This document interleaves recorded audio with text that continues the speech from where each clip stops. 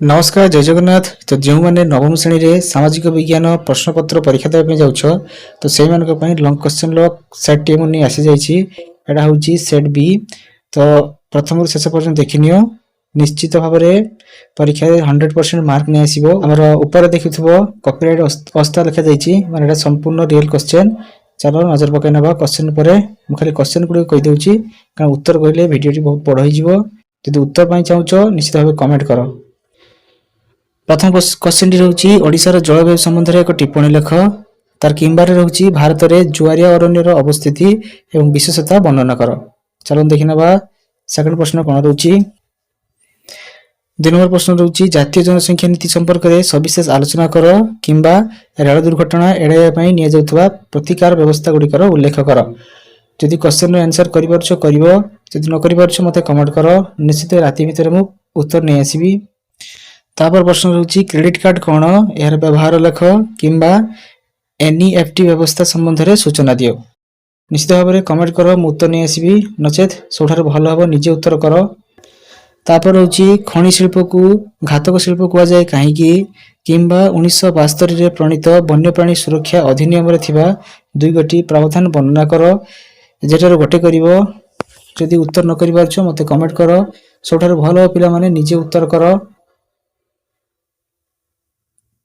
तापर 3 रे पार्थक्य दर्शाओ जन्म हार एवं मृत्यु हार किंबा पाणीपाग एवं जलवायु। निजे उत्तर कर पिला माने सबठार भलो हेबो। जदि न करि परछो मते कमेंट करो निश्चय उत्तर नै आसीबी। तापर होछि कारण दर्शाओ ओडिशा मध्य रे मौसुमी वायु प्रवेश करि पारे नाही। कारण दर्शाओ किंबा 82 डिग्री 30 मिनिट पूर्व द्राघिमा रेखा को भारतर प्रधान मध्यम दिन द्राघिमा रेखा हिसाब रे ग्रहण करा जायछि काहे कि कारण दर्शाओ। निश्चित भाव में निजे करो। जदि न करि परछो मते कमेंट करो। तापर प्रश्न 3 नंबर ब्रह्मपुत्र नदी मझी रे बड़ बड़ द्वीप सृष्टि हेबार कारण कोन किंबा गांगेय समतल भूमि रे देखा जाउथबा 3 प्रकार पट्टमूर्तिका विषय रे सम्यक सूचना दियो। निश्चित भाव में निजे करो। जदि न करि परछो मते कमेंट करो। सेकंड होछि वृत्ति गठन कहिले कोन बुझो एहार प्रकार भेद उदाहरण सह दर्शाओ किंबा केबे और काहेकि जातीय अरण्य नीति प्रणयन करा जायथिला एथिरे प्रस्तुत योजना गुडी करो उल्लेख करो। जदि न करि परछो निश्चित भाव में मते कमेंट करो। करिया पई निजे चेष्टा कर पिला माने भलो मार्क आनिबो। तापरवर्ती प्रश्न देखिबा धारणीय विकास रो जे कोनोसी 3 गोटी नियमावली आलोचना करो नचेत बैंक कारोबार एवं बीमा माध्यम रे पार्थक्य दर्शाओ। बैंक कारोबार एवं बीमा मध्य रे पार्थक्य दर्शाओ। जदि न करि परछो मते निश्चित भाव कमेंट करो।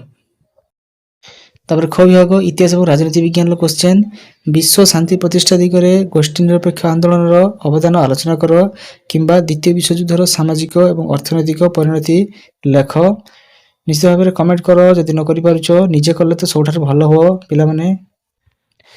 तापरे ओडिसा रो प्राचीन नौ वाणिज्य संपर्क रे एक संक्षिप्त विवरणी दियो नचेत भारत रे किपरि ग्राम्य अर्थनीति रो परंपरा सृष्टि होईची तापरे टिप्पणी लेख। जदि न लिखि परछो निश्चित भाव में मते कमेंट करो।